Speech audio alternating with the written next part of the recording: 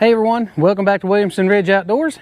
Today, I'm just gonna answer a quick question. I had somebody ask me, I've actually had a few people ask me about this, but the EastonMade 916 is a heavy wood splitter. It weighs over 2,000 pounds, and they asked me if you could move it by hand without too much trouble. How much of a problem is it? Because, you know, some splitters weigh 600 pounds less than this. Some splitters don't even weigh 600 pounds, and you can just kind of pick them up and move them by hand without a whole lot of problem. I'm going to answer that. This will be a couple-minute video today. The short answer is yes, you can move it, but you need to have a smooth surface in order to move it easily. Because like I say, it is over 2,000 pounds. If you're on a surface like this where you've got concrete, then you can pick it up and you can move it. If you've got debris and stuff laying underneath the wheels, like say bark and, you know, chunks of wood or something like that, it may be falling off the splitter, you have to clear a path for your tires and stuff first, or you're going to get hung up on it because it's just too hard to pull 2,000 pounds over a,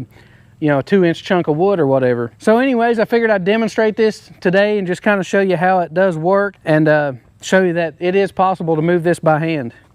So right now I've actually got the 6-way wedge in this too, so it's a little heavier on the front than what it would be, say, if you had the 4-way. Once you get it to a certain point, you kind of hit the balance point with it, and it balances out real good. You don't have to hold as much weight, you just have to kind of balance it up. But it is a little tough getting it off the ground. But once you get it there, and it's almost to the point, like you just heard it hit the ground back there. Let me slide it forward just a little bit so you can see.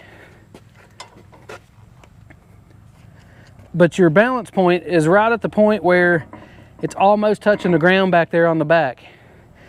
But once you get it to that point, as you can see, I can actually hold it here with one hand, so it's not that big of a deal. The hard part is actually balancing it and pulling it at the same time. So a lot of times I like to grab the wedge and just get it moving, and you can kind of get this thing going a little bit and move it around, and it's not that bad.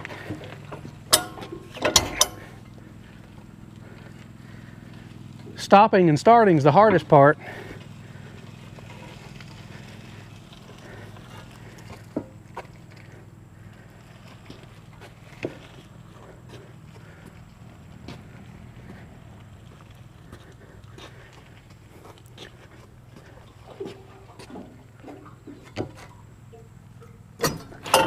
So as you can probably hear, I'm breathing a little bit heavier now because it is a little bit of a workout to do that. Mainly, you know, when you're trying to pull it, you know, the leverage is actually pulling the tongue down, and then you're trying to hold that up and balance it and then pull it at the same time.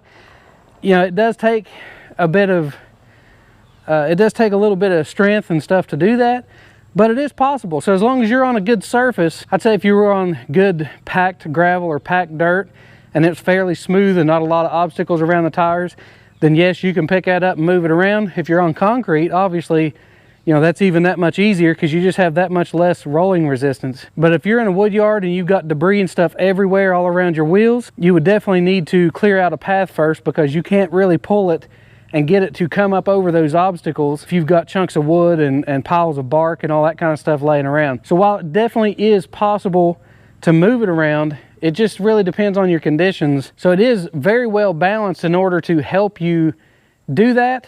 But in my personal preference, I just recently got a trailer dolly, and that's what I got it for, is to move my firewood equipment around here on the concrete without having to lift that up, without having to put your back into it. You know, it just makes it that much easier and that much less I have to lift with my back and strain myself. Seems like the older I get, the more ways I try to find to save my back. So that's it right there. I actually just recently done a video on the trailer dolly that I just picked up for this, so go back and check out that video. It makes a world of difference just having a simple tool in order to work with stuff like this. So if you enjoyed today's video, make sure to hit that thumbs up button, subscribe to the channel, and when you do, make sure to hit that little bell icon so that you'll know whenever we publish new videos.